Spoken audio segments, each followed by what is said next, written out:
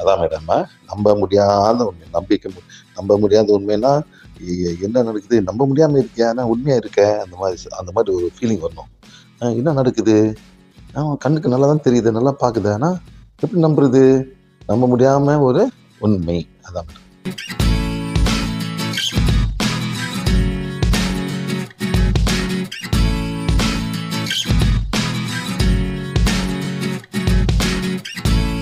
இன்னைக்கு நம்ம மெயின் கிளாஸ்ல என்னென்ன பார்க்க போறோம்னு பாத்தீங்கன்னா, உணவு சம்பந்தப்பட்டதாலும் உணவுனுடைய பழக்க வழக்கங்கள்னால உங்களுக்கு என்னென்ன பிரச்சனைகள் வந்துட்டு வருது, அதை எப்படி ஹீல் பண்ணிக்கிறதுன்னு சொல்லிட்டு நம்ம பார்க்கலாம். பிக்சர்ல பாத்தீங்கன்னா வந்துட்டு மெயினா தெரியக்கூடியது வந்துட்டு கவுட், அதுக்கப்புறம் பெப்டிக் அல்சர்ஸ், அதுக்கப்புறம் அசிடிட்டின்னு சொல்லி போட்டிருக்காங்க. இதெல்லாம் என்னென்ன அப்படின்னு பாத்தீங்கன்னா, கவுட்டுங்கிறது ஒரு டைப் ஆஃப் ஆர்த்ரைட்டிஸ். ஆர்த்ரைட்டிஸ்ங்கிறது என்ன, பெரும்பாலும் ஆர்த்ரைட்டிஸ்ங்கிறது ஒரு எலும்பு சம்பந்தப்பட்ட ஒரு நோய். அது ஏன் அதிகமாகுதுன்னு பாத்தீங்கன்னா, மெயின் பேசிக் அதோடைய பாடி அசிடிக் ஆயிருது. யூரிக் ஆசிட் ஆகட்டும், இல்ல உங்க உடம்புடைய மொத்த நிலைமையுமே அசிடிக், அமிலத்தன்மையை வந்து ரொம்ப அதிகமாயிருது. அப்படி ஆகும்போது நீங்க எப்படி சாப்பிடுறீங்க, நம்ம அரிசி, தால் ஆகட்டும், கோதுமை ஆகட்டும், அதெல்லாம் அதிக அளவுல காய்கறிகளை சேர்த்தாம நீங்க சாப்பிடும்போது, ஏன்னா அந்த காய்கறிகள் தான் வந்து அந்த அமிலத்தன்மையை குறைக்கும்னு நான் சொல்லியிருந்தேன். காய்கறிகளை விட்டுட்டு இதை மட்டும் சாப்பிடும்போது அமிலத்தன்மை மேலும் மேலும் ஏறிட்டே போகும்.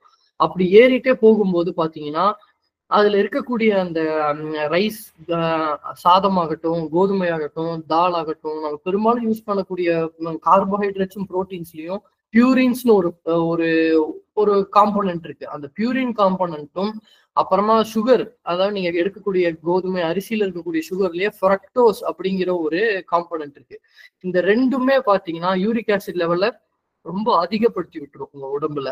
அந்த பியூரின்ங்கிற காம்பனன்ட் வந்துட்டு உடம்பு அதை பிரேக் டவுன் பண்ணி அதுல இருக்கக்கூடிய புரோட்டீன் எடுக்கிறதுக்கு ட்ரை பண்ணும்போது யூரிக் ஆசிட்ங்கிறது ஒரு வேஸ்ட் ப்ராடக்டா உருவாகும். அது உங்க பிளட் ஸ்ட்ரீம்ல போய் எல்லா பக்கமும் சேரும். அதே சமயம் நான் சொன்ன அந்த சர்க்கரையில இருக்கக்கூடிய ஃப்ரக்டோஸ்ங்கிற காம்பனன்ட், சர்க்கரைங்கிறது மெயினா ஃப்ரக்டோஸ் அப்புறம் குளுக்கோஸ், இது ரெண்டுல தான் வந்து செய்யப்பட்டிருக்கும். குளுக்கோஸ்ங்கிறது அதுதான் இருக்கலையே மூலப்பொருள் நம்ம எனர்ஜி கிடைக்கிறதுக்கு. ஏன்னா வந்து எப்பவுமே குளுக்கோஸ் தான் எடுத்துக்கும். அதோட சேர்த்து ஃப்ரக்டோஸும் கண்டிப்பாக எல்லா சர்க்கரை உணவுலையுமே முக்காவாசி சர்க்கரை ஃப்ரக்டோஸ் இருக்கும். ஃப்ரக்டோஸை உடம்பு பிரேக் பண்ணும் போதுமே ஆட்டோமேட்டிக்கா வந்துட்டு யூரிக் ஆசிட் லெவல் வந்துட்டு அதிகமாகும். இதை நம்ம வந்துட்டு அவாய்ட் பண்ண முடியாது. அதனாலதான் நம்ம வந்துட்டு காய்கறிகளை சேர்த்தும் போது அதுக்கான ஒரு சமநிலையை வந்துட்டு உடம்பு தேடிக்க முடியும். அதனால வந்துட்டு இப்படி அந்த யூரிக் ஆசிடுங்கிறது என்ன பண்ணும்னு பாத்தீங்கன்னா, இதுல காட்டின மாதிரி ஊசி போன்ற ஒரு கிறிஸ்டல்ஸ் ஃபார்ம் ஆகும். கிறிஸ்டல்னா கட்டி, சின்ன சின்னதா கண்ணுக்கு தெரியாத கட்டி, ஒரு உருண்டையா இல்லாம நீடில் மாதிரி வந்துட்டு வரும்னு சொல்லியிருக்காங்க. அது எங்க போய் இருக்குன்னு பாத்தீங்கன்னா, உங்க பாதம் இப்படி இருக்குன்னா உங்களுடைய பாதத்துடைய கட்டை விரல், அப்புறமா வந்துட்டு ஒரு ஒரு விரல்களுக்கு நடுவுல இருக்கக்கூடிய அந்த ஜாயிண்ட் இருக்கு பாத்தீங்களா, அந்த மூட்டுகள்ல போய் போய் இதுல வந்துட்டு இந்த பாயிண்டர்ல நான் காட்டுறேன் பாருங்களேன், இப்படி ஒரு ஒரு ஒரு லம்ப் மாதிரி ஃபார்ம் ஆகி அங்க பின் ஊசி மாதிரி அங்க போய் நின்றுச்சு பாத்தீங்களா. இப்ப என்ன ஆகும், இந்த விரலை நீங்க மடக்கிறதுக்கே முடியாம அந்த இடத்துல ஒரு பிரிக்கிங்னு சொல்லுவாங்க, ஊசி குத்துற மாதிரி வந்துட்டு ஒரு சென்சேஷன் இருக்கும். அதை மடக்க முடியாம போயிடும் நீங்க. அதுதான் வந்துட்டு யூரிக் ஆசிட் கிறிஸ்டல்ஸ் அதிகமாகறதுனால அந்த பிரச்சனை வந்துட்டு வரும். இன்னொன்னு பாத்தீங்கன்னா பெப்டிக் அல்சர்ஸ். பெப்டிக் அல்சர் எதனால வரும்னு பாத்தீங்கன்னா, அந்த ஹெச் பைலரிங்கிற பாக்டீரியா வந்துட்டு வயிற்றுக்குள்ள இருக்கிறதுனால வருதுன்னு சொல்லியிருந்தோம். நம்ம வயிற்றுல இருக்க கேஸ்ட்ரிக் ஜூஸ்ல வந்துட்டு ஹைட்ரோகுளோரிக் ஆசிட் இருக்குன்னு சொல்லி நம்ம பார்த்துருந்தோம் இல்லைங்களா. அந்த ஹைட்ரோகுளோரிக் ஆசிட்லயும் வந்துட்டு ஒரு சில நுண்ணுயிரி வந்து சாகாதுன்னு சொல்லியிருந்தேன். அதுல ஒண்ணு இந்த ஹெச் பைலோரி பாக்டீரியா. அதோடைய அவுட்டர் லேயர் பாத்தீங்கன்னா ஒரு அந்த ஆசிடை வந்து நியூட்ரலைஸ் பண்ணக்கூடிய அந்த பேசிக் ஃபார்ம்னு சொல்லுவாங்க. அந்த ஒரு ப்ரொடெக்டிவ், ஒரு ஒரு பாதுகாக்கக்கூடிய ஒரு செவுறு மாதிரி இருக்கும். அது வந்துட்டு பாத்தீங்கன்னா பாக்டீரியாவோட ப்ரொடெக்டிவ் கவரிங் வந்துட்டு அந்த ஆசிடை நியூட்ரலைஸ் பண்ணி அது வந்துட்டு தப்பிச்சிடும். அந்த ஆசிட்ல இருந்து தப்பிச்சு அது உடம்பு வயிற்றுக்குள்ளேயே வந்துட்டு உட்காந்து அதுல இருக்கக்கூடிய இன்னர் வால்ஸ், அதாவது உள் செவரை வந்துட்டு சாப்பிட ஆரம்பிக்கும். அப்போ அது புண்ணாகி நீங்க மேற்கொண்டு அசிடிக் உணவு எடுத்துட்டே இருக்கும்போது அதை எப்போல்லாம் வந்துட்டு உங்க வயிற்றுல வந்துட்டு ஆசிட் சுரக்குதோ அப்போ எல்லாம் அந்த இடத்துல எரிச்சல் ஆகி ஒரு எரிச்சல் தன்மையும் புண்ணானதும் உங்களுக்கு ஒரு இறுக்கி பிடிக்கக்கூடிய ஒரு வலியை வந்துட்டு கொடுத்துட்டே இருக்கும். அதனாலதான் வந்துட்டு இந்த ரொம்ப அசிடிக் உணவுகள் சரியான நேரத்துக்கு சாப்பிடுறது அல்சருக்கான வந்துட்டு நம்ம இதை எப்பவுமே சொல்றோம். நம்ம அதை வந்துட்டு வயிற்ற பாதுகாத்துக்கிற உணவு முறைகளை வந்து கடைபிடிங்க அப்படின்னு சொல்லி நம்ம சொல்றோம். அடுத்தது 3வது பாத்தீங்கன்னா அசிடிட்டி. அசிடிட்டிங்கிறது நெஞ்சு கரிச்சல்னு சொல்லுவோம். எப்பவுமே வந்துட்டு எனக்கு நெஞ்சு எரிச்சல் ஆகுது சார் அப்படின்னு பெர்செப்ஷன் இருக்கு. அது நெஞ்சு சம்பந்தப்பட்டது, இதயம் சம்பந்தப்பட்டதுன்னு. ஆக்சுவலா பாத்தீங்கன்னா அது வந்துட்டு வயிறு சம்பந்தப்பட்ட ஒரு விஷயம். இங்க அந்த இடத்துல பாத்தீங்கன்னா வயிறு இருக்கு. அந்த வயிறுல வந்துட்டு ஹைட்ரோகுளோரிக் ஆசிட் எப்பவும் இருந்துகிட்டே சுரந்துகிட்டே இருக்கும். ஏன்னா நீங்க போடுற உணவுகளை வந்துட்டு நுண்ணுயிரிகளை வந்துட்டு அது வந்துட்டு கொல்றதுக்காக அந்த ஆசிட் சுரக்கும். அசிடிக்காவே இருந்துட்டே இருக்கும்போது என்ன பண்ணும்னு பாத்தீங்கன்னா, இந்த வயிறுல இருக்கக்கூடிய ஆசிட் ரீஃப்ளக்ஸ்ன்னு சொல்லுவாங்க. GERDன்னு சொல்லுவாங்க. கேஸ்ட்ரோ எசோபேகல் ரீஃப்ளக்ஸ் டிஸார்டர்ன்னு சொல்லுவாங்க அசிடிட்டிய. அந்த எசோபேகஸ்ங்கிறது உங்களுடைய உணவு குழாய். உங்களுடைய வயிறு இங்க இருக்கும். இங்க இருக்கக்கூடிய ஆசிட் வந்துட்டு இப்படி பம்ப் ஆன மாதிரி உங்களுடைய உணவு குழாய்க்கு மேல போக ஆரம்பிச்சிடும். அந்த இசோபேகஸ் உங்க உணவு குழாயும் உங்க வயிறும் வந்துட்டு மீட் ஆகிற இடத்துக்கு பேரு கார்டியாக் ஸ்பின்டர்னு சொல்லுவாங்க. அது ஒரு மசில். அந்த மசில் வந்துட்டு மூடிக்கும். எப்போ நான் ஒரு சராசரி நார்மல் நிலையில இருக்கும்போது மூடி இருக்கும். ஆசிட திருப்பி உணவு குழாய்க்கு மேல ஏத்தி விடாது. அது எப்போ அதுக்கு பிரச்சனை ஆகுதோ அந்த ஆசிட் வந்து பம்ப் ஆகி உங்க உணவு குழாயில போகும்போது உணவு குழாய் ரொம்ப மெல்லிய சுவர் உடையது. அதனால அது ஈஸியா எரிஞ்சு போயிடும் அந்த ஆசிட்னால. அது இருக்கிறதுனாலதான் உங்களுக்கு இங்க இதயத்துக்கிட்டையும் இங்கேயும் வந்துட்டு உங்களுக்கு எரிச்சல் ஆகுது அப்படின்னு சொல்லி அது சொல்றோம். அது அசிடிட்டி. இப்போ மெயின் ஃபர்ஸ்ட் பாத்தீங்கன்னா உணவு சம்பந்தப்பட்ட இந்த இதுக்கு வந்துட்டு எப்பவுமே வந்துட்டு நீங்க வந்துட்டு முதல்ல நீங்க ஹீல் பண்ண வேண்டியது சோலார் பிளெக்சஸ் சக்ரா மற்றும் நேவல் சக்ரா. சோலார் பிளெக்சஸ் சக்ராங்கிறது உங்களுடைய 2 ரிப்கேஜுக்கு நடுவுல உங்க வயிற்றுக்கு நேர் முன்னாடி இருக்கக்கூடிய சக்கரம்.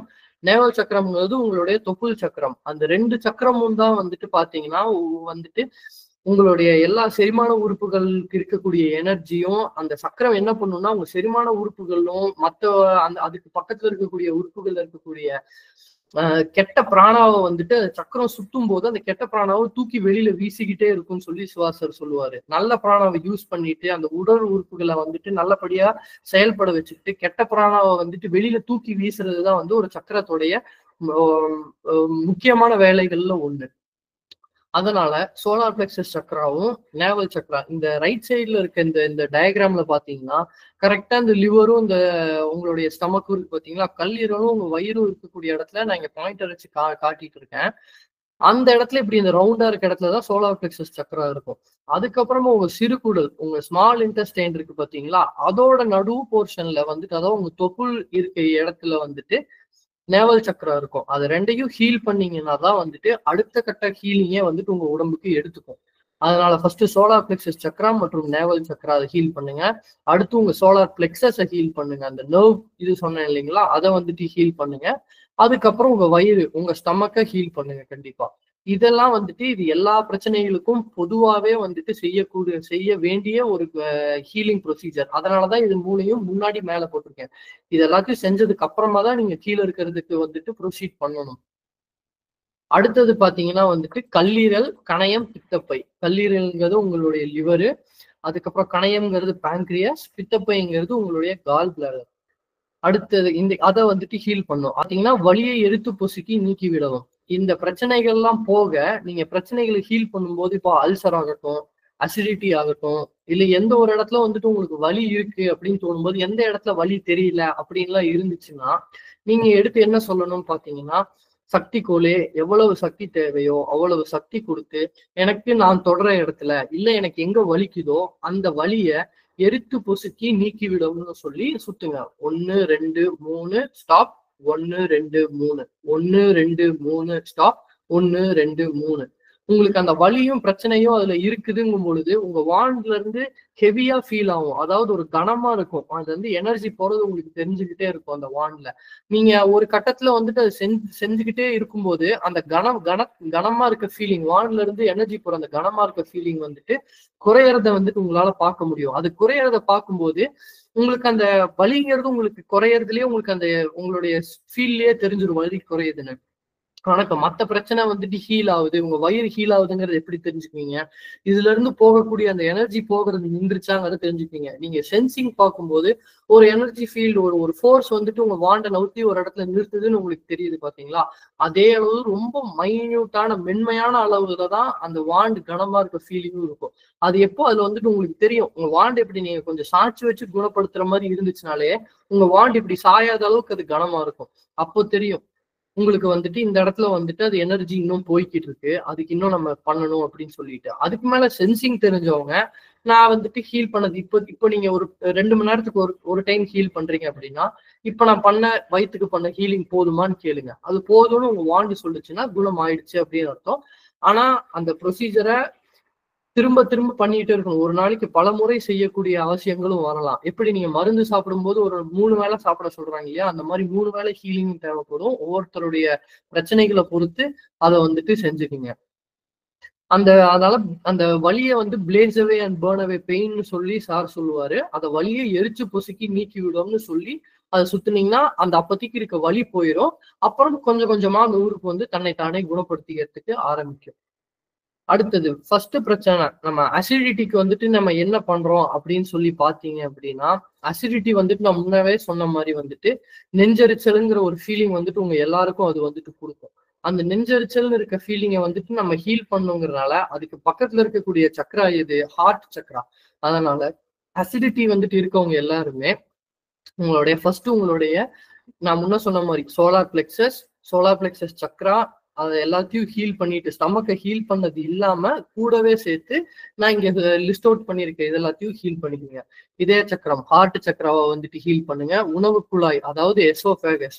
நீங்க வந்துட்டு இங்க இருக்க உறுப்புகள் எல்லாம் வந்துட்டு நான் சொல்றேன். ஃபர்ஸ்ட் பாத்தீங்கன்னா வாய் இருக்கு உங்களுக்கு. அதுக்கு கீழே அடுத்து வந்துட்டு உங்களுடைய தொண்டை லாரிங்ஸ் ஃபேரிங்ஸ்னு பல உறுப்புகள் அது தொண்டையில இருக்கு. ஆனா அது வந்துட்டு ரொம்ப டீப்பா போய் அதை வந்துட்டு இது பண்ண தேவையில்ல. தொண்டை போர்ஷன் இருக்கு. அதுக்கப்புறமா எசோஃபேகஸ் அதாவது உங்களுடைய உணவு குழாய் இருக்கு. அதுக்கப்புறமா வந்துட்டு லிவர் கால் பிளாடர் இருக்கு.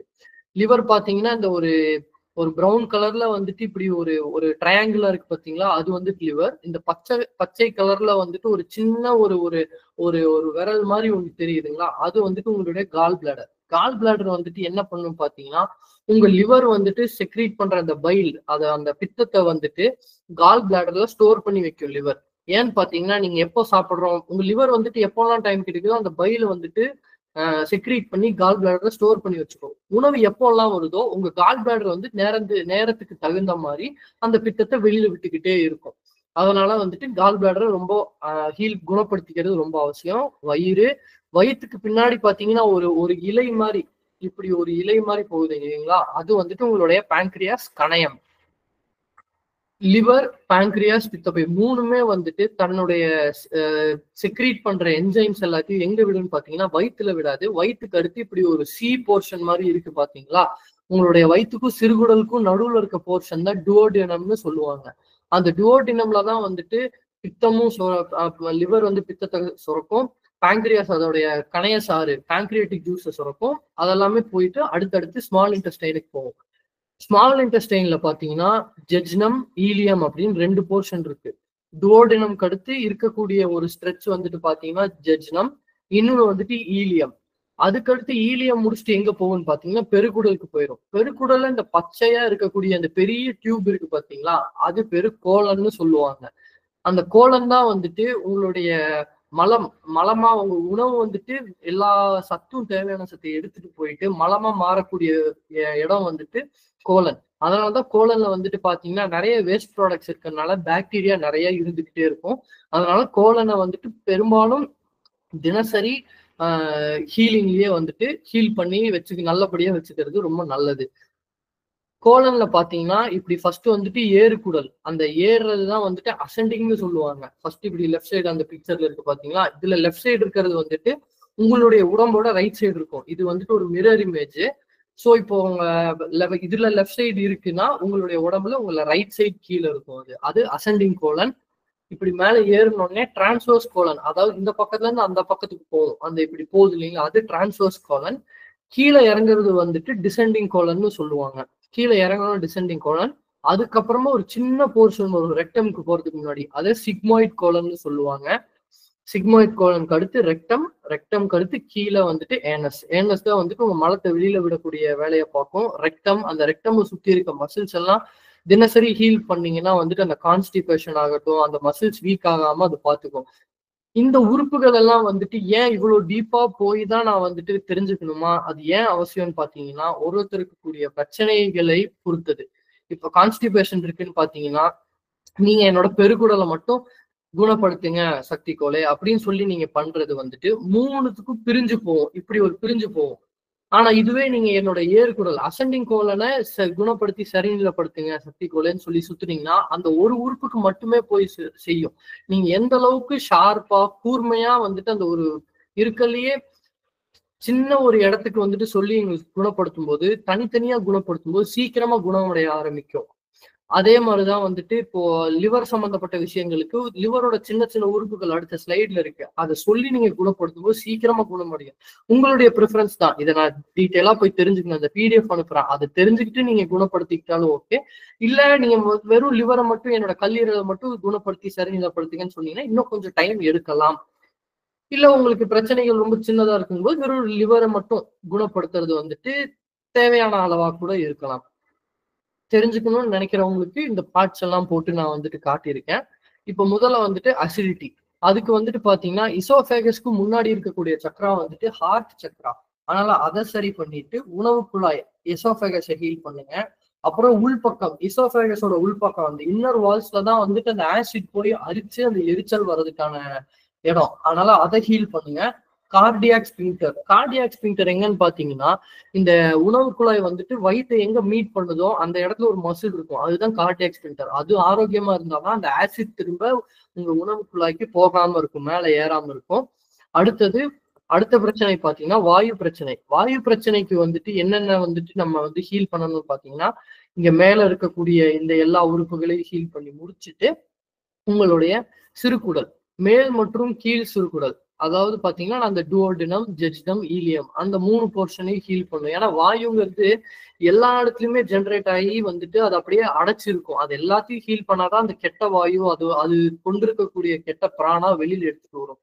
அதனால அதை ஹீல் பண்ணிட்டு நான் போட்டிருக்கேன் அசெண்டிங், டிசெண்டிங், டிரான்ஸ்வர்ஸ், அப்புறம் சிக்மாய்டு. அந்த கோலன் ஏறு குடல், அப்புறம் இறங்கு குடல், அந்த டிரான்ஸ்வர்ஸ் குடல், அது எல்லாத்தையுமே வந்துட்டு நீங்க வந்துட்டு ஹீல் பண்ணணும். பண்ணிட்டு அப்புறம் அந்த கோலனை ஹீல் பண்ணீங்கன்னா அந்த கேஸ் உள்ள இருக்க கேஸ் கொஞ்சம் கொஞ்சமா அந்த ஆர்கன் ஹீல் ஆக ஆக அந்த கேஸ் வெளியில வர ஆரம்பிக்கும். அதுல இருக்கக்கூடிய கெட்ட பிராணா வெளியில வர ஆரம்பிக்கும்.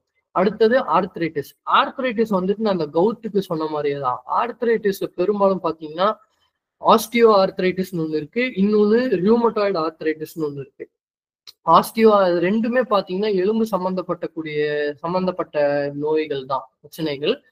அந்த ஆர்த்ரைட்டிஸ் வந்துட்டு பெரும்பாலும் உங்க மூட்டுகளையும் எலும்புகளையும் தாக்கும். அது ஏன் தாக்குதுன்னு பாத்தீங்கன்னா ஆஸ்டியோ அப்புறம் ரூமட்டாய்டு ரெண்டுமே உங்களுடைய உடம்புடைய இம்யூன் சிஸ்டம், நோய் எதிர்ப்பு சக்தி இருக்கக்கூடிய அந்த சிஸ்டத்தை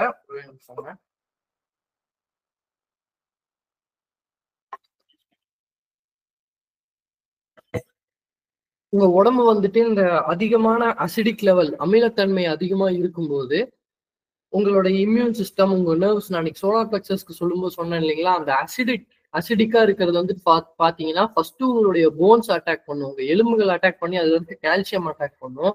மேலும் மேலும் அது இன்க்ரீஸ் ஆகிட்டே போகும்போது உங்களுடைய உறுப்புகளை வந்துட்டு அரிக்க ஆரம்பிக்கும். உங்களுடைய நர்வ்ஸ், பிளட் வெசல்ஸ், அதாவது ரத்த குழாய்கள், உங்களுடைய நரம்புகள் எல்லாத்தையும் வந்துட்டு அது அரிக்க ஆரம்பிக்கும். அது அரிக்க ஆரம்பிக்கும் போது பிரெயினுக்கும் மற்ற இடத்துக்கும் போக வேண்டிய சிக்னல்ஸ் டிலே ஆகும். அந்த சிக்னல்ஸ் டிலே ஆகுறதுனால உறுப்புகள் வந்துட்டு சொல்லக்கூடிய செய்திகள், மூளைக்கு சொல்லக்கூடிய செய்திகள் வந்து தவறாகும். மூளை வந்துட்டு உறுப்புகளுக்கு சொல்லக்கூடிய செய்திகளும் தவறாகும். அப்ப அந்த மிஸ்மேட்ச், அந்த கேப் வர வர உங்க உடம்பு வந்துட்டு எதையுமே வந்துட்டு சரியா வந்து ரியாக்ட் பண்ண முடியாம போயிடும். அப்போ உங்க நோய் எதிர்ப்பு சக்தியும் ரொம்ப குறைவா ஆக ஆரம்பிக்கும். அந்த கேப் இருக்கும்போது அது வந்துட்டு உங்க இம்யூன் சிஸ்டம், உங்க நோய் எதிர்ப்பு அமைப்பு வந்துட்டு நல்ல பொருட்களுமே தவறான பொருட்கள்னு அது தவறா புரிஞ்சுக்க ஆரம்பிக்கும்.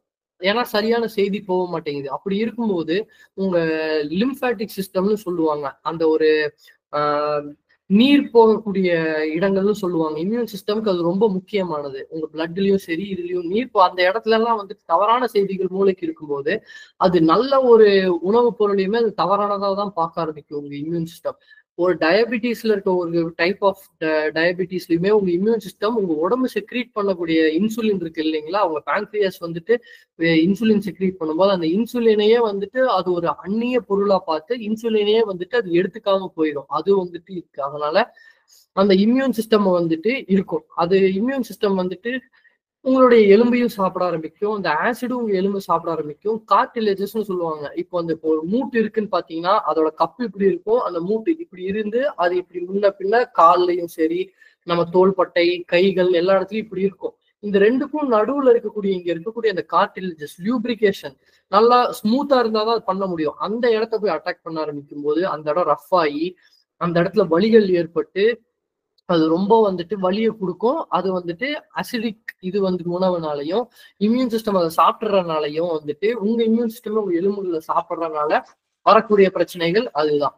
அதனால பாத்தீங்கன்னா, அடுத்தது என்னன்னா வந்துட்டு அந்த ஆர்த்ரைட்டிஸ குணப்படுத்திக்கிறதுக்கு நான் முன்ன சொன்ன மாரி முதல்ல டயட் சேஞ்ச். அந்த அமிலத்தன்மை இருக்க உணவுகள அவாய்ட் பண்ணுங்க. அத அவாய்ட் பண்ணி முடிச்சுட்டு நீங்க ஹீல் பண்ண வேண்டியது பாத்தீங்கன்னா, சோலார் பிளெக்ஸஸ், வயிறு எல்லாத்தையுமே ஹீல் பண்ணிட்டீங்க. மேல இருக்கக்கூடிய எல்லா பொருட்களையும் ஹீல் பண்ணிட்டு, அதுக்கடுத்து சக்ரா. இது என்ன சக்ரான்னு பாத்தீங்கன்னா, உங்களுக்கு ஆர்த்ரைட்டிஸ் ஒரு மூட்டுல வந்திருக்கு. இப்போ உங்களுடைய ரைட் சைட் நீ ஜாயிண்ட் உங்களுடைய மூட்டுல இருக்குன்னா, அதுல இருக்கக்கூடிய ரைட் நீ சக்கரான்னு சொல்லி நீங்க வலி இருக்கக்கூடிய அதுக்கு பக்கத்துல இருக்க சக்கரத்தை ஃபர்ஸ்ட் குணப்படுத்தி சரிநிலைப்படுத்தணும். அதுல இருக்கக்கூடிய சக்கரத்தை சரிநிலைப்படுத்தினீங்கன்னா தான் மத்தது குணப்படுத்தும் போது குணமாகும் அது. அடுத்து மூட்டு மற்றும் எலும்பு. எந்த எலும்பு உங்களுக்கு வலி இருக்கோ, அந்த ஆர்த்ரைட்டிஸ் வலி இருக்கோ, அந்த சக்கராவை ஹீல் பண்ணிட்டு அந்த எலும்பை குணப்படுத்துங்க. அதுக்கு பக்கத்துல இருக்கக்கூடிய தசைகளையும் அந்த எலும்புக்கு உள்ளுக்குள்ள இருக்கக்கூடிய மஜ்ஜை போன் மேரோன்னு சொல்லுவாங்க இல்லைங்களா, அதையே குணப்படுத்த ஆரம்பிங்க. 4வது பாத்தீங்கன்னா கவுட் தான் நான் சொன்ன மாதிரி இந்த யூரிக் ஆசிட் கிறிஸ்டல்ஸ் அந்த மூட்டினுடைய இடுக்குல எல்லாம் போய் சேர்ந்துக்கிறதுனால வரக்கூடிய பிரச்சனை. அதுவும் உணவு முறையை சரி செஞ்சுட்டு அந்த யூரிக் ஆசிட் இருக்க உணவுகளை அவாய்ட் பண்ணிட்டு காய்கறிகள் அதிகமா சாப்பிடும்போது சமநிலை அடையும் போது அது குறைய ஆரம்பிக்கும். அப்புறமா உங்க solar plexus Chakra, naval Chakra, stomach எல்லாத்தையும் ஹீல் பண்ணிட்டு அந்த அந்த அமிலத்தன்மையை குணப்படுத்திட்டு அப்புறமா உங்களுக்கு கட்டை விரல்ல அந்த கவுட் வந்திருக்குன்னா அந்த கட்டை விரல் சக்கரா டோ சக்கரான்னு சொல்லுவாங்க. அதை அந்த கட்டை விரல்ல இருக்கக்கூடிய சக்கரத்தை ஹீல் பண்ணிட்டு அந்த மூட்டை ஹீல் பண்ணுங்க. அந்த பாதத்துல இருக்கக்கூடிய எலும்புகளை ஹீல் பண்ணிட்டு அப்புறமா அந்த கிறிஸ்டல்ஸ் இருக்கு பாத்தீங்களா, ஊசியா கட்டிகள்லாம் இருக்கு பாத்தீங்களா, அதை பிளேஸ் அவே அண்ட் பர்ன் அவே சொல்லுங்க. என்னோட அந்த மூட்டுல இருக்கக்கூடிய யூரிக் ஆசிட் கிறிஸ்டல்ஸை எரித்து பொசுக்கி நீக்கி விடவும் அப்படின்னு சொல்லி 1 2 3 ஸ்டாப் 1 2 3 ஸ்டாப் அதை பண்ணுங்க. பிளேஸ் அவே அண்ட் பர்ன் அவே அது அந்த சக்திக்கோலே அந்த யூரிக் ஆசிட் கிறிஸ்டல்ஸையும் வலி இருக்கக்கூடிய இடத்துல இருக்கக்கூடிய கிறிஸ்டல்ஸை குணப்படுத்தி சனிநிலைப்படுத்துங்கன்னு சொல்லி 1 2 3 ஸ்டாப் 1 2 3 அதை செஞ்சு அதை பண்ணீங்கன்னா நாள்பட இது எல்லாமே நாள்பட செய்யணும். ஆர்த்ரைட்டிஸ், கவுட்டு இது எல்லாத்தையும் நாள்பட செய்யும் போதுதான் அது கொஞ்சம் கொஞ்சமா அந்த கட்டியோட சைஸ் சின்னதாயிட்டே அப்புறம் ஒரு கட்டத்துல அது இல்லாமலே போயிடும். அதுக்கப்புறமா உங்க உணவு முறையை சரியா வச்சுக்கிறது மூலியமா அதை நீங்க இனிமே வராம அதை தவிர்த்துக்க முடியும். அடுத்தது அல்சர். அந்த பெப்டிக் அல்சர்ன்னு சொல்லி அந்த பாக்டீரியா சாப்பிட்றதுனால புண்ணாயிருதுன்னு சொன்னேன் இல்லைங்களா, அதுக்கு ஹீல் பண்றதுக்கு என்ன பண்ணணும்னு பாத்தீங்கன்னா, முன்ன சொன்ன மாதிரி டயட்டை சரி பண்ணிட்டு இந்த மேல் போட்டிருக்க முக்கியமான உறுப்புகளை ஹீல் பண்ணிட்டு வயிற்றின் உள் சுவர் இன்னர் லைனிங்னு சொல்லுவாங்க. வயிற்றோட இன்னர் லைனிங்கை குணப்படுத்தி சரிநிலைப்படுத்துங்க.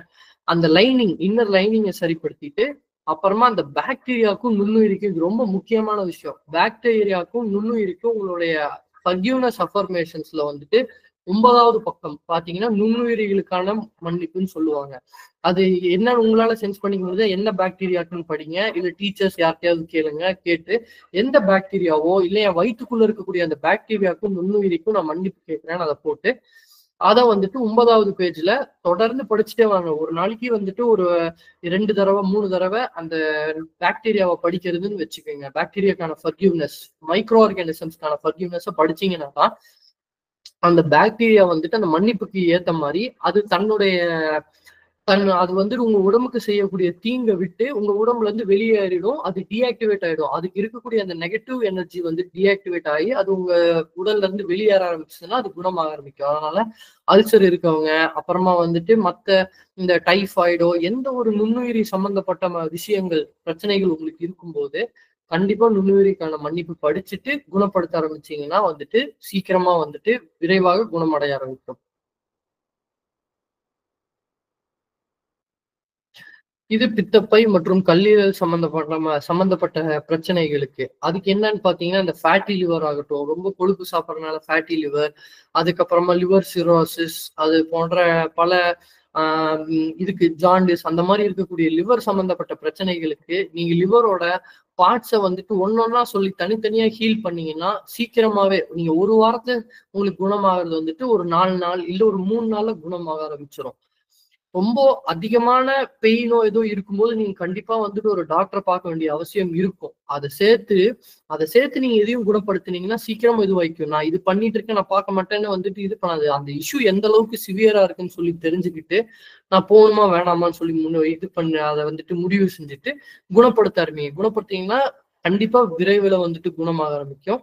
அது கல்லீரல் வலது மற்றும் இடதுபுறம் இதுல பாத்தீங்கன்னா ரைட் லிவர் லெஃப்ட் லிவர் இந்த சின்னதா இருக்கக்கூடிய போர்ஷன் வந்துட்டு லெஃப்ட் போர்ஷன், அப்புறம் இந்த பெருசா இருக்கக்கூடிய போர்ஷன் வந்துட்டு right liver left lobe right லோப்னு சொல்லி சொல்லுவாங்க. அதை குணப்படுத்த ஆரம்பிங்க. அந்த லிவர் கல்லீரல்ல இருக்கக்கூடிய திசுக்களை வந்துட்டு அது வந்துட்டு சீக்கிரமா குணப்படுத்தும். அடுத்தது பித்தக்குழாய்ங்கிறது அந்த காமன் பைல் டக்ட் நீங்க போட்டிருக்காங்க பாத்தீங்களா, இந்த ஒரு சின்ன ஒரு இந்த நம்ம டுயோடினம்க்கு வந்து சேருது ஒரு சின்ன ஒரு பச்சை டியூப் மாதிரி. அந்த பித்த குழாயில தான் வந்து பேங்க்ரியாஸ் தன்னுடைய பேங்க்ரியாட்டிக் ஜூஸையும் வந்துட்டு கீழே கொண்டாந்து சேர்த்துடும். லிவருடைய பித்தம் பைல் ஜூஸும் டுயோடினம்ல வந்து சேரும். அப்புறம் வலது மற்றும் இடது கல்லீரல் குழாய் அதை பாத்தீங்கன்னா ஹெப்பாட்டிக் டக்ட்னு சொல்லி சொல்லுவாங்க. அது பாத்தீங்கன்னா ரைட் லோப்ல கொஞ்சம் லெஃப்ட் லோப்ல கொஞ்சம் எல்லாம் சேர்ந்து அந்த பித்த குழாயில கொண்டாந்து சேர்த்தோம். அதே ஹீல் பண்ணுங்க. ஏன்னா அங்க இருக்கக்கூடிய ஏதாவது பிளாக்ஸ் ஏதாவது இருந்துச்சுன்னா அதெல்லாம் ரிலீஸ் ஆக ஆரம்பிக்கும். அடுத்து பித்தப்பை, இந்த கால் பிளாடர் ஸ்டோன்ஸ் ரொம்ப கொழுப்பு சாப்பிட்டுக்கிட்டே இருக்கிறதுனால கால் பிளாடர்ல ஸ்டோன் வந்துச்சு அந்த மாதிரி இருக்குன்னா அதுக்கு கால் பிளாடர் ஹீல் பண்ணணும். பித்தப்பையை வந்துட்டு நீங்க எப்பவும் டெய்லி ஹீலிங்லயே பித்தப்பையை குணப்படுத்தி சரிநிலைப்படுத்துங்க அப்படின்னு சொல்லி சொல்லுங்க. ஏன்னா பெரும்பாலும் எல்லாம் ஆயில் ஃபுட்டு வெளியில சாப்பிட்றீங்க அப்படின்னு இருக்கும்போது அதையும் வந்துட்டு செஞ்சுக்கோங்க. அடுத்து சிஸ்டிக் குழாய்ங்கிறது என்ன பண்ணணும்னு பாத்தீங்கன்னா கால் பிளாடர் வந்து சுரக்கிற பைல் அந்த பித்தத்தை வந்துட்டு உங்க காமன் பைல் டக்ட் இருக்கு இல்லைங்களா அதுல கொண்டாந்து சேர்த்துக்கும். அதனால அதையே வந்துட்டு அந்த சிஸ்டிக் டக்ட் ரொம்ப இம்பார்ட்டன்ட். ஏன்னா இந்த கால் பிளாடர்ல இருக்க ஸ்டோன்ஸ் எல்லாம் தான் பாத்தீங்கன்னா அந்த சிஸ்டிக் டக்ட் வழியா தான் வெளியில வந்து உங்களுடைய குடலுக்கு எல்லாம் போய் வெளியேற ஆரம்பிக்கும். அதனால அதையுமே வந்துட்டு குணப்படுத்திக்குங்க. அடுத்தது கணைய நோய்கள் என்னென்ன அப்படின்னு பாத்தீங்கன்னா வந்து பெரும்பாலும் இருக்கக்கூடிய கணைய நோய்கள் பேங்க்ரியாஸ்ல வந்துட்டு சுகர் இருக்கு, டயபெட்டிஸ் டைப் 1 டைப் 2 டயபெட்டிஸ் இருக்கு, அப்புறமா வந்து பேங்க்ரியாட்டிக் கேன்சர் வரைக்கும் இருக்கு. அது வந்து பெரும்பாலும் எல்லாருக்குமே அதான் நம்ம நல்லபடியா பாத்துக்கிற வரைக்கும் எல்லாமே சீரா வேலை செஞ்சுக்கிட்டு இருக்கோம். ஆனா இருக்கு நீங்க அதிகமா சர்க்கரை எடுக்கிறீங்க, டயபெட்டிஸ் எனக்கு இருக்கு அப்படின்னு இருக்கும்போது அவங்களுக்கு எல்லாம் பேங்க்ரியாஸை எதை ஹீல் பண்ணணும்னு சொல்லி அந்த பார்ட்ஸ் வந்துட்டு போட்டிருக்கேன். இதுல பாத்தீங்கன்னா பேங்க்ரியாஸ்க்கு ஹெட் இங்க வந்து பெரிய ஒரு ரவுண்ட் மாதிரி இருக்கு பாத்தீங்களா, அது ஹெட். அப்புறம் அது இப்படியே சின்னதாயிட்டே போகும். ஹெட், அப்புறமா பாடி, டெய்ல் சொல்லுவாங்க. பேங்க்ரியாஸினுடைய தலை, அப்புறமா வந்து உடல், அப்புறம் இந்த கடைசி இடத்துல வந்துட்டு வால், அது பேங்க்ரியாஸுடைய வால். அதை தனித்தனியா ஹீல் பண்ண ஆரம்பிங்க. இப்போ டயபெட்டிஸ் இருக்கவங்களுக்கு டைப் 1 டைப் 2ன்னு இருக்கும். டைப் 1 டயபெட்டிஸ் என்னன்னு பாத்தீங்கன்னா அது முழுக்க கணைய சம்பந்தப்பட்ட ஒரு நோய். நீங்க சுகரை சாப்பிடும்போது அதை செரிமானம் செய்யறதுக்கு இன்சுலின் வந்துட்டு தேவைப்படுது. அந்த இன்சுலினை வந்துட்டு டைப் 1 டயபெட்டிஸ்ல உங்க பேங்க்ரியாஸ் வந்துட்டு தேவையான அளவு இன்சுலினை செக்ரீட் பண்ணாம போயிடும். வெளியேற்ற இன்சுலினை வந்துட்டு அது வந்து சுரக்காம போயிடும் தேவையான அளவு இன்சுலின். அப்போ அதை பண்றதுக்கு பேங்க்ரியாஸ் குணப்படுத்தீங்கன்னா அது ரெடி ஆகும். டைப் 2 டயபெட்டிஸ் என்னன்னு பாத்தீங்கன்னா பேங்க்ரியாஸ் வந்துட்டு ஓரளவுக்கு தேவையான இன்சுலினை சுரக்கும். ஆனா நான் சொன்ன மாதிரி உங்களுடைய உடம்புடைய இம்யூன் சிஸ்டம் நோய் எதிர்ப்பு இருக்கக்கூடிய அந்த அமைப்பு பாத்தீங்கன்னா இன்சுலினையும் வந்துட்டு ஒரு அந்நிய பொருளா பார்க்க ஆரம்பிச்சு இன்சுலினை சுகரோட சேரவே விடாது. உங்க உடம்பு அது இன்சுலினை உறிஞ்சுக்காது, அப்சார்பே பண்ணாம போயிடும். அது டைப் 2 டயபெட்டிஸ் கணக்குல வரும். அது எல்லாத்துக்குமே பாத்தீங்கன்னா என்னென்ன ஹீல் பண்ணணும்னா டைப் 1க்கு பேங்க்ரியாஸினுடைய தலை, வால் மற்றும் உடல், அதுக்கப்புறம் கணைய குழாய் பேங்க்ரியாட்டிக் டக்ட். அந்த பேங்க்ரியாட்டிக் டக்ட் எங்க போய் சேரும்னு பாத்தீங்கன்னா நான் நேற்று காட்டின மாதிரி இருக்கும். சந்தேகங்கள் இருக்கவங்க தயவு செஞ்சு நோட் பண்ணி வச்சுக்கோங்க சார். நம்ம செஷன் முடிஞ்சோடனே கடைசியில நம்ம கேள்விகள் கேட்டுக்கலாம். ஹேண்ட் ரைஸ் பண்ணிருக்கீங்க, அதுக்கு சந்தேகங்கள் நம்ம கடைசியில கேட்டுக்கலாம். நோட் பண்ணிக்கலாம். தேங்க்யூ. அந்த பைல் டக்ட்ல தான் போய் அந்த கணைய குழாயும் வந்துட்டு உங்களுடைய கல்லீரல் குழாயில தான் போய் சேரும். ரெண்டும் சேர்ந்து அப்புறமா டுயோடினம்ல போய் அந்த சுரப்பிகளை வந்துட்டு ஃபுட்டை வந்துட்டு செரிமானம் பண்றதுக்கு போகும். அதனால கணைய குழாயை ஹீல் பண்ணுங்க. அதுக்கப்புறம் லோபியூல்ஸ், அந்த லோபியூல்ஸ்ங்கிறது என்னென்னு பாத்தீங்கன்னா அது ஒரு மேடுகள் மாதிரி வந்துட்டு இருக்கு பாத்தீங்களா, உருண்டையா இருக்கும் பேங்க்ரியாஸ்ல, அது லோபியூல்ஸ். அதை ஹீல் பண்ணணும். அதுக்கப்புறமா பாத்தீங்கன்னா முக்கியமானது ஐலட் செல்ஸ்ன்னு சொல்லுவாங்க.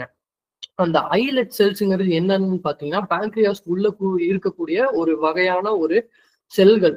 அந்த செல்ஸ் பாத்தீங்கன்னா வந்துட்டு என்ன பண்ணும்னா, அந்த செல்ஸ் தான் வந்துட்டு அதுல ஆல்பா, பீட்டான்னு 2 செல்ஸ் இருக்கு. இது இவ்வளோ டீப்பா தெரிஞ்சுக்கல. நான் சொல்றேன் உங்களுக்கு. ஆல்பா, பீட்டா செல்ஸ் இருக்கும். அதுல அது என்ன பீட்டா செல்ஸ் வந்துட்டு இன்சுலினை வந்து சுரக்கும். ஆல்பா செல்ஸ் வந்து குளுக்ககோன்னு ஒரு ஹார்மோனை சுரக்கும். அந்த குளுக்ககோன் ஹார்மோன் வந்து என்ன பண்ணும்னா உங்க பிளட் குளுக்கோஸ் லெவல், அதாவது சுகர் லெவலை வந்துட்டு இன்க்ரீஸ் பண்ணி டிக்ரீஸ் பண்ற வேலையை பார்க்கும். இன்சுலின் வந்துட்டு உங்களுடைய பிளட்ல இருக்க குளுக்கோஸை செல்ஸுக்கு கொண்டு போய் சேர்க்கும். ஆனா அந்த ஐலட் செல்ஸையும் வந்துட்டு தொடர்ந்து ஹீல் பண்ணிட்டே வாங்க. அது சக்தி கொலை எவ்வளவு சக்தி தேவையோ அவ்வளவு சக்தி கொண்டு என்னுடைய பாங்க்ரியாஸ்ல இருக்கக்கூடிய ஐலட் செல்ஸை ஹீல் பண்ணுங்க, குணப்படுத்தி சரிநிலைப்படுத்துங்கன்னு சொல்லி சுத்துங்க. அதை வந்துட்டு ஹீல் பண்ண ஆரம்பிச்சீங்கன்னா டைப் 1ல இருக்கக்கூடிய இன்சுலின் கம்மியா சுரக்குதுங்கிற பட்சத்துல அந்த ஐலட் செல்ஸ் குணமாக தேவையான அளவு இன்சுலின் உங்க உடம்பு வந்துட்டு சுரக்க ஆரம்பிக்கும். அந்த டைப் 1 வந்துட்டு போகும். அடுத்தது இம்யூன் சிஸ்டம். இம்யூன் சிஸ்டம் ஏன் குணப்படுத்துன்னு பாத்தீங்கன்னா டைப் 2 டயபிட்டிஸ், அதாவது செக்ரீட் ஆகக்கூடிய அந்த இன்சுலினை உங்க இம்யூன் சிஸ்டம் ஒரு அந்நிய பொருளா பார்க்காம அதை ஏத்துக்கிட்டு உடம்பு அதை அப்சர்வ் பண்ணிக்கணும். அப்பதான் வந்துட்டு இருக்கக்கூடிய குளுக்கோஸ் வந்துட்டு உங்க செல்ஸுக்கு போய் சேரும். அதனால இம்யூன் சிஸ்டமை கண்டிப்பா ஹீல் பண்ணணும். உங்களுடைய இம்யூன் சிஸ்டமை ஹீல் பண்றதுக்கு என்ன பண்ணணும்? அதை செய்யறதுக்கு முதல்ல உங்களுடைய ஸ்பிளீன் சக்கரா மற்றும் ஸ்பிளீன் கிளாண்ட் அதை வந்துட்டு குணப்படுத்துங்க. ஸ்பிளீன் சக்கரா, ஸ்பிளீன் கிளாண்ட் உங்க தினசரி ஹீலிங் ப்ரொசீஜர்லயே பெட் யோகா செய்யறீங்க, எல்லாம் செய்யறவங்க எல்லாம் வந்துட்டு ஸ்பிளீன் சக்கராவும் ஸ்பிளீன் கிளாண்டையும் ஹீல் பண்றீங்க. அதனால அதையும் தொடர்ந்து பண்ணிட்டே வாங்க. அது